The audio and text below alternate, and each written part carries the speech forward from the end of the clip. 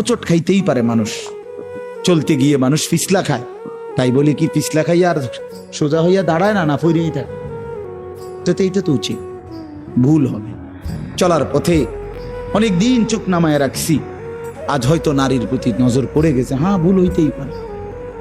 সবসময় সত্য বলার চেষ্টা করি, আজ হয়তো একটা ভুল বলে ফেলছি, মিথ্যা বলে, হতেই পারে, কিন্তু লাগাতার মিশা কথা বুঝছেন না আমার কথাটা? প্রত্যেকদিন মিশা কথা, প্রতিদিন বুঝি মানুষের সুদ খায়, প্রতিদিন বুঝি ওজনে কম দেয়, প্রতিদিন বুঝি কাস্টমারের ঠকা। এটা কি মুসলমান? এ কেমন ধরনের পাপ? 30 বছর বুঝি প্রত্যেক দিন টেলিভিশন চলবে আপনার ঘরে, প্রতিদিন আপনার ঘরে নিয়ম মাফিক নাচ গান নর্তকের ছবি চলবে। আপনাদের আখিরাত নাই? আপনার বিবি বাচ্চার আখিরাত নাই? তো এরা মরলে কোথায় যাবে? এদের পরিণতি কি হবে? আর আমি বাবা হিসাবে, অভিভাবক হিসাবে কি দায়িত্ব পালন করলাম? খাট পালং আর সোফা, ফার্নিচার, কাঁচের প্লেট আর নুনের বাটি, এটাই ছিল জিম্মাদারি না? একজন মুসলমানের দায়িত্ব তার স্ত্রী সন্তানের জন্য এই শুধু খাট পালং আর সোফা ফার্নিচার ব্যবস্থা করা, এই তো না? বলেন না বাবা, বলেন তো কি দায়িত্ব ছিল? কোরআন শরীফে আছে, ওয়া'মুর আহলাকা বিস-সালাহ ওয়াসতাবির আলাইহা। আল্লাহ তাআলা বলেন, নবী আপনাকে বলছি, প্রতিটা বান্দাকে ঈমানদার বলে দেন, হে ঈমানদার, তোমরা প্রত্যেকেই নিজ নিজ পরিবারের সদস্যদেরকে নামাজের আদেশ করো।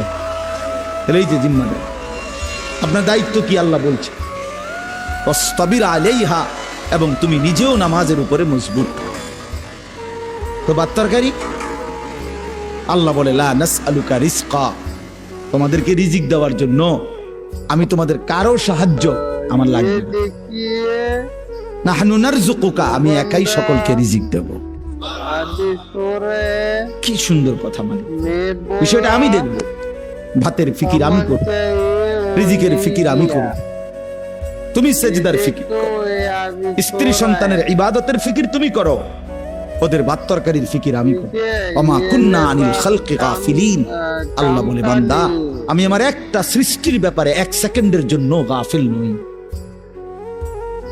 সাতবক জমিনের নিচে যে পিঁপড়া হাঁটে, 7 আসমানের উপরে যে ফেরেশতা হাঁটে, আমি দুইটাকেই সমান নজরে দেখি,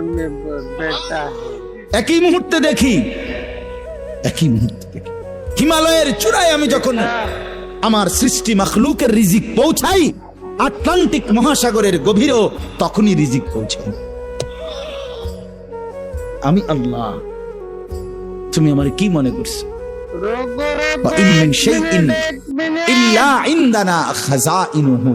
আল্লাহ বলেন, আমার কাছে কোনো কিছুই স্টক সীমিত নয়, বড় খাজাইন, সমস্ত কিছু আমার কাছে ভান্ডারে ভান্ডারে ভান্ডারে ভান্ডারে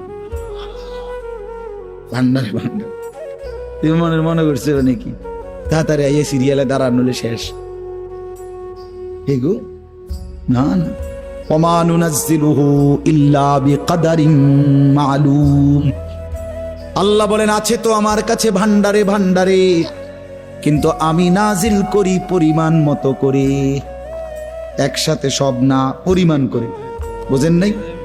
আমি বুঝে কই। মনে করেন আমরা যে অনেক মানুষের চিন্তা, বয়স্ক মাঝ বয়সী লোকের, আরে আমি থাকতে যদি ঘর দুয়ার টাকা পয়সা বাইল করে দিয়ে যেতে না পারি, খোলাগারে বিদেশ পাঠাইয়া যেমনে পারি, সুদে পারি, কিস্তিতে পারি, হ্যাঁ, আমি থাকতে যদি জিফুতের লেগে কিছু ঘর দুয়ার টাকা পয়সার ব্যবস্থা করে দিয়ে যাইতে না পারি, আমি মরলে আহারে তারা কিনবো। অনেক মানুষের এটা চিন্তা না, আমি মরলে তারা কিনবো না, আমনে মরলে তারা সবাই ক্ষুধা বহন খাইব, আমনে মরলে পৃথিবীতে ভাত বন্ধ। না না, এই শেষ ভাত আমনের আমলে, এরপরে শুধু বন দিয়ে আর চা দিয়ে ভিজাই খাবো সবাই, খাবোটাই শুধু একবারে খাওয়ান না। ওনার আমলেই শুধু পৃথিবীতে কাম কাজ আর সব বন্ধ। এরপরে এই জন্য আল্লাহ বলে, বান্দা রে আমার কাছে আছে, টেনশন করো না, আমার কাছে আছে ভান্ডারে ভান্ডারে, কিন্তু আমি একসাথে দেখলে তো সংরক্ষণ করতে পারবা না। এই জন্য আমি আল্লাহ যখন যা প্রয়োজন পরিমাণ মতো নাজিল করে থাকি। তোমার উপরে রহম করি বলে, তোমার উপরে দয়া করেছি বলে দিই, তুমি এমন শুরু করছো কা? তোমার দাদা মরে যাওয়ার পরে তুমি কি মরছুনি? তাইলে এই পৃথিবীতে আগের মানুষ মরে যাওয়ার কারণে কি পরের মানুষগুলো মরে গেছে? তো আমি মরলে তারা কষ্ট পাইবে কেন? কথা বোঝেন না? গত 100 বছর আগের মানুষ যারা মরে গেছে, 300 বছর আগের যারা মানুষ মরে গেছে, তো তাদের কারণে আমগো কি অসুবিধা হয়েছে? তো আমি মরে গেলে আমার পরবর্তী জেনারেশনের কি অসুবিধা হবে? হায়াত থাকলে রিজিক আছে, হায়াত থাকলে কি আছে? এই জন্য আমি আপনাদের কাছে অনুরোধ করলাম, ভাই দয়া করে আমরা প্রত্যেকেই এই কথাটা, এই যে কয়জন আল্লাহর বান্দা বসছেন, চাচারা, বাবারা, নওজোয়ান ছেলে তোমরা, আমার ভাই, নিজেকে আমরা মুসলমান মনে করি, আল্লাহ আমাদেরকে এই দৌলত দিছেন। আমরা যদি আল্লাহকে ভুলে যাই, আখিরাতকে ভুলে যাই, বিশ্বাস আল্লাহর কসম, তাহলে আর আমাদের জীবনের কোনো মূল্য থাকে না। আমি শক্ত বললাম আর কি, কিন্তু বাস্তবতা এটাই, মানুষের কোনো পরিচয় থাকে না। কোরআন শরীফে একেবারে আমি বললে রাগ করার কিছু নাই, কোরআন শরীফে স্পষ্ট আছে।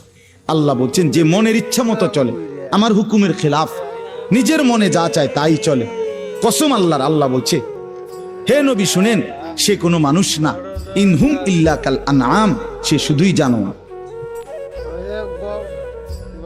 ইনহুম ইল্লা কাল আনআম, এটা নফি ইস্তিসনা, মানে আর কিছু নয়, তার পরিচয় আর কিছুই নয়, শুধুই চতুষ্পদ জন্তু। তাহলে কঠিন কথা আল্লাহ বলছে। এই জন্য যে জীবনে আখিরাত নাই, যে জীবনে পরকালের কথা নাই মনে, সে জীবন জীবন না। আপনি আপনার মন মতো আখিরাত সাজাইলে হইতো না, একবার না শত শতবার আল্লাহ বলছে, বান্দা ভুলে যেও না, ভুলে যেও না, ভুলে যেও না, এই হাসি, এই কান্না, এখানকার সুখ, এখানকার বাড়ি, এখানকার সম্পদ, এখানকার ছেলে মেয়ের উপার্জন, এটা মিলাইয়া তৃপ্ত হইয়া যাইও না যে আমার পরিকল্পনা শেষ, আমার টার্গেট শেষ, আমার দুনিয়ায় আগমনের উদ্দেশ্য শেষ। না বান্দা, তোমাকে সামনে যেতে হবে, কবরে, আখিরাতে, হাসরে, ফুলসিরাত পার হইতে হবে। তার জন্য সামানা কোথায়, তার জন্য তোমার পাথেও কোথায়, সেটা মিলাও, সেটা মিলাও, সেটা দেখো। আফসোসের ব্যাপার, আজকে আমার দেশ, আমার সমাজের মানুষ, বয়স্ক 60 বছরের, 70 বছরের মুরব্বীরা, অনেকের জীবন তৃপ্ত, অনেকের জীবন সন্তুষ্ট হয়ে গেছে এই কথার উপরে যে 3টা ছেলে ছিল, 3 জনেরই বিদেশ পাঠিয়ে দিছি, 4টা মেয়ে ছিল, 4টা মেয়েই বিয়ে দিয়ে ফেলছি, একটা বিল্ডিং করছি, শহরে জায়গা কিনছি, ব্যাংকে টাকা জমাইছি, ব্যবহারের একটা গাড়ি আছে, খালাস, দুনিয়ায় আসার উদ্দেশ্য কামিয়াব, দুনিয়ায় টার্গেট ফিল আপ, আর কোনো কাজ না। যে জন্য আসছে উদ্দেশ্য হাসিল হয়ে গেছে, এটাই দুনিয়ায় আসার উদ্দেশ্য, ঠিক না? কথা বলেন না কেন?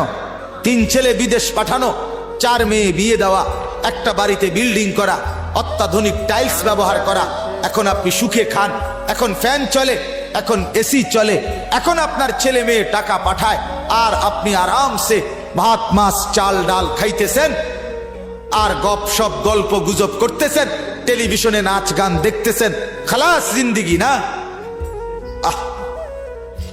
হায় মুসলমান, এই তো তৃপ্তি।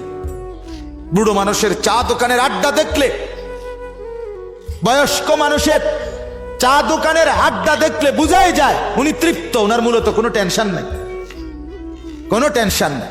চা দোকানে বসে বসে গপ মারে, সিগারেটের পর বিড়ি খায়, টেলিভিশনের নাচ গান দেখে, আরামসে আরামসে বসে আছে। তার মানে মরবে, পরকাল আছে, এই ভাবনাই নাই, এই ভাবনাই। আল্লাহ আমাদেরকে বুঝ দান করেন, আল্লাহ আমাদের কলিজার মধ্যে ফিকির দান করেন। আখিরাতের ফিকির ছাড়া জিন্দেগির কোনো মূল্য নাই, আল্লাহ এটা বলছে।